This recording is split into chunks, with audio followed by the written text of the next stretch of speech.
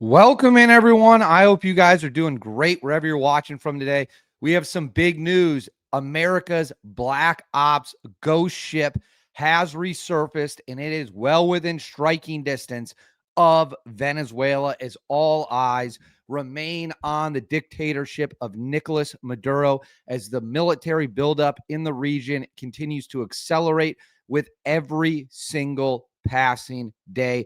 Ladies and gentlemen, we are getting ready to rock and roll, and the ghost ship reemerging is a big, big deal. So I'm going to get into exactly what happened, exactly what we know, where the ship is, what it means, all of it, and much more. But before I do, as always, please make sure to like and subscribe. Totally free. Cost you guys absolutely nothing at all. Huge, huge, huge, huge, huge boost to the channel. Comment with your thoughts below. How do you want to see the ghost ship used? Do you want to see Delta Force or SEAL Team 6 come off the ghost ship and start hitting targets? Let me know in the comments below. Hit that bell, all notifications turned on. You won't miss a single thing. And then right here, bottom of the screen, Instagram, David_Hookstead, X, D Hookstead. That's where you can find me on social media. My DMs are wide open. Please reach out with any tips you have, as well as I'm wearing my Badgers hat. Believe it or not, Wisconsin actually won a football game. We beat ranked Washington. I also think I'm coming down with a little bit of a cold. No big deal. We're going to keep pushing through. Now, let's get into it. As we all know, the United States of America continues to put intense pressure on the regime of Nicolas Maduro, the dictator of Venezuela. Maduro has allowed criminals, Tren de Aragua, the cartel of the Suns, he's allowed criminals, drugs to flow through his country up into our country, and the ramifications have been nothing short of absolutely horrific. But there's a much bigger picture, and I want to talk about this as much as I can so that there is absolutely no confusion. A huge reason why Venezuela is a problem for the United States is because it serves as essentially a forward operating base for our biggest adversaries to have influence in our hemisphere. The Monroe Doctrine, a doctrine that has worked out great for the United States of America since we started using it, says very clearly, no foreign adversaries will have power in our hemisphere. End of story, cut and dry, not going to allow it to happen. The Venezuelan government under Nicolas Maduro has aligned itself with China, Russia, and Iran. And it's Russia and China that are the biggest issue there. So President Donald Trump, the United States military, the United States government, the United States intelligence apparatus has made it crystal clear Maduro has to go. He's going to go willingly. He's going to pack his bags and get on a plane and start hanging out with Bashar al-Assad in Moscow, or we are going to get rid of him ourselves using military force. That's the situation we're in. Now, one of the big key components here is a special operations component. Because if we go into Venezuela, the special operations community, Delta Force, SEAL Team 6, Task Force Orange, units of that nature, CIA Special Activities Division, they will have to be the tip of the spear. I'm going to throw this on the stage for you. When it comes to tips of the spear, the MV Ocean Trader, which I know many of you watching this channel know what it is the granddaddy of them all when it comes to moving around Black Ops teams. It is a retrofitted, or whatever you want to say, roll-on, roll-off cargo ship that is now a Black Ops, highly classified. Technically, the ship doesn't even exist on the military's official rosters of vessels that it has. It can carry up to 160 special operations members, and it looks like a cargo ship. So it's only been spotted a few times in the history of the ship's existence. I believe one time was by Yemen. I believe there was another time somewhere off the coast of a different location in the region over there, kind of by Africa, Middle East. And then it was recently spotted in the Caribbean.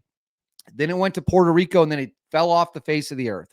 Well, MT Anderson, which is a great OSNet Twitter account, I encourage you all to go follow it, analyze its satellite imagery, things like that, has found the ship's location. And it is a location that should scare the hell out of Nicolas Maduro. So it says, back on station, Special Ops mothership reemerges, escorted near Venezuela's flank. OSINT confirmed November 8th. So this information was as the ship's location as of November 8th. I'm filming this on November 9th. The clandestine MV Ocean Trader Special Operations mothership is back in the Southern Caribbean, spotted 80 kilometers west of Grenada.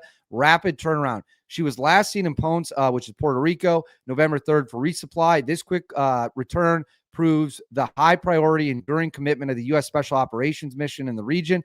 New escort, the mothership, is now paired with an Arleigh Burke-class destroyer. Given the presence of 2 Ticonderoga-class cruisers in the general area, does the shift dedicated to the DDG escort suggest a change in the mission parameters? Weapons arriving from Russia, because remember, the Russians are flooding weapons in to Venezuela. We might want to stop that. We might want to blow those weapons up or blockade those weapons, not allow those air defense systems to come in. The Ocean Trader is back on the operational doorstep. Does she resume surveillance operations near a previous area east of Trinidad and Tobago, or will there be a new area of operation? So when we pull it up right here, right there on the left of your screen, top, zoomed in, it says U.S. Special Operations Command Mothership MV Ocean Trader. And then below, middle of the screen, kind of towards the bottom, Arleigh Burke-class destroyer. So this is 80 miles. This is 80 kilometers off the coast of Grenada. So I'm going to put this on the screen just so you guys can understand. So there's Venezuela, right? There's Grenada, Trinidad and Tobago, which is kind of blocked out by the red circle there. That's how close the MV Ocean Trader is to Venezuela.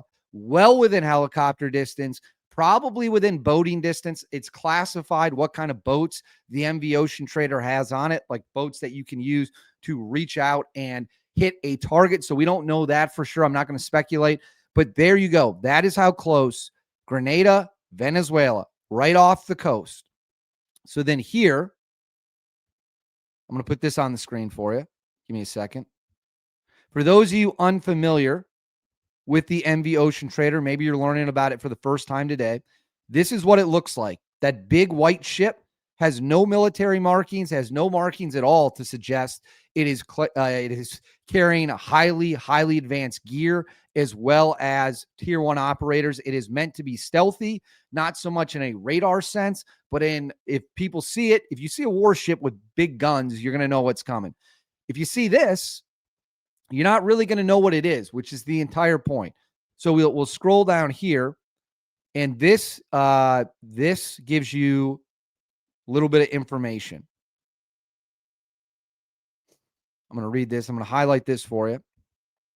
It says it can do 20 knots of speed with a range of 8,000 miles, 45 days endurance for a crew of 50 persons, augmented by a surge of up to 159 additional government personnel. Those would be the special operations members, and able to be refueled and reprovisioned, underway for an additional 45 days endurance for all 209 personnel. The vessel includes the capability to embark, hangar, launch, and recover all rotary wing aircraft in the soft inventory up to the MH-53E, provide multiple refueling points for the aircraft with the capacity of carrying 150 gallons of fuel, carrying and launch 4 boats of 12.3 meters lengths, 2 simultaneously within 20 minutes, and able to carry and launch and recover 8 jet skis and Zodiac inflatables.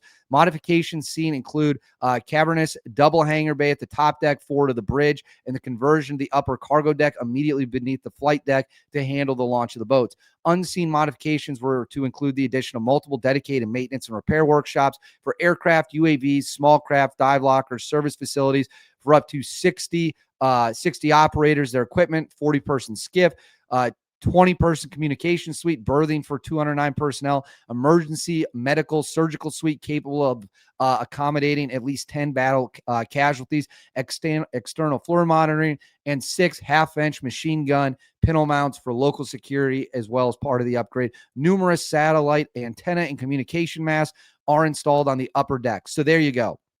The thing, I'll put the photo back on the screen. The thing is tricked the hell out. And this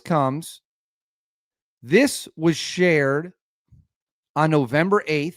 It says an image recently posted to social media shows a CCA being unloaded from 07718 as RCH687 when it was in Puerto Rico. The image shows the offload of 1, but most likely 2. So those boats right there, what you're looking at right there, are the kind of boats that the MV Ocean Trader would have on it.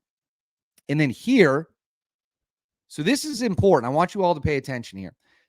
This was in Puerto Rico when the MV Ocean Trader was still docked in Puerto Rico.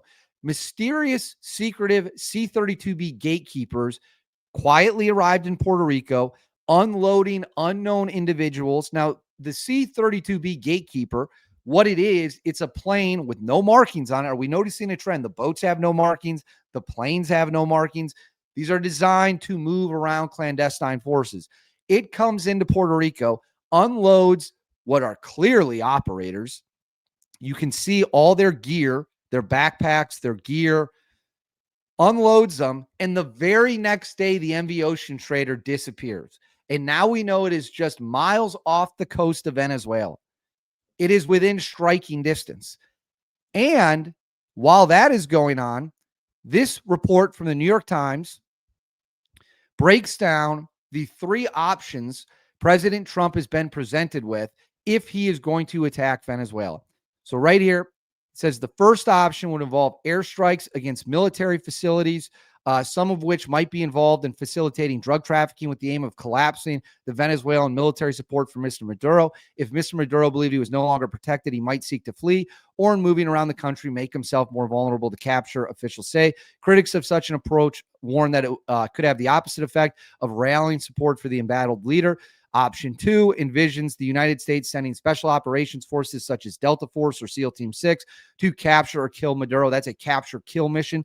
Under this option, the Trump administration would seek to sidestep prohibitions against assassinating foreign leaders by arguing that Mr. Maduro is first and foremost the head of a narco-terrorist gang, an extension of the arguments used to justify the U.S. airstrikes on the boats. And then option 3, a third option involves a much more complicated plan to send the U.S.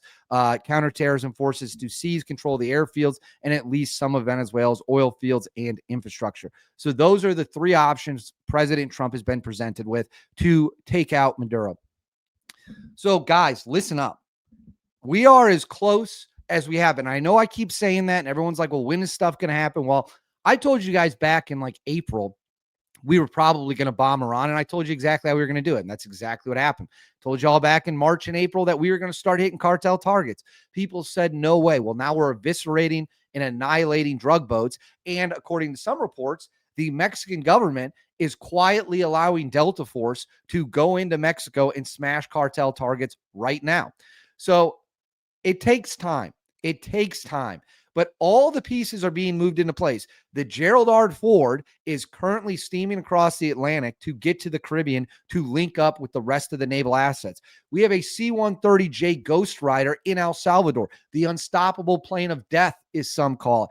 It is a close air support weapon that is absolutely brutal to whoever the target is. And now the MV Ocean Trader, the U.S. JSOC Ghost Ship, is miles off the coast of Venezuela, right after planes of mysterious, unknown secret individuals flew to Puerto Rico the day before it left. Who do we think those people were? Probably the assault force, right? Probably the assault force. That would make a lot of sense. So things are rolling. They're coming together. And I can't wait to see what happens. My guess is we are going to, without question, see some kind of action probably in the not so distant future. But I want to know what you guys think. Let me know in the comments below. What do you want to see Trump do? What do you want to see the MV Ocean Trader, America's Ghost Ship, do? Let me know in the comments below. Please make sure to like and subscribe. Totally free. Cost you guys absolutely nothing at all. Huge, huge, huge boost to the channel. Hit that bell. All notifications turned on. You won't miss a thing. And then right here, Instagram, David_Hookstead, X, D Hookstead. That's where you can find me on social media. My DMs are wide open. Reach out with any tips you have. I'll see you all next time.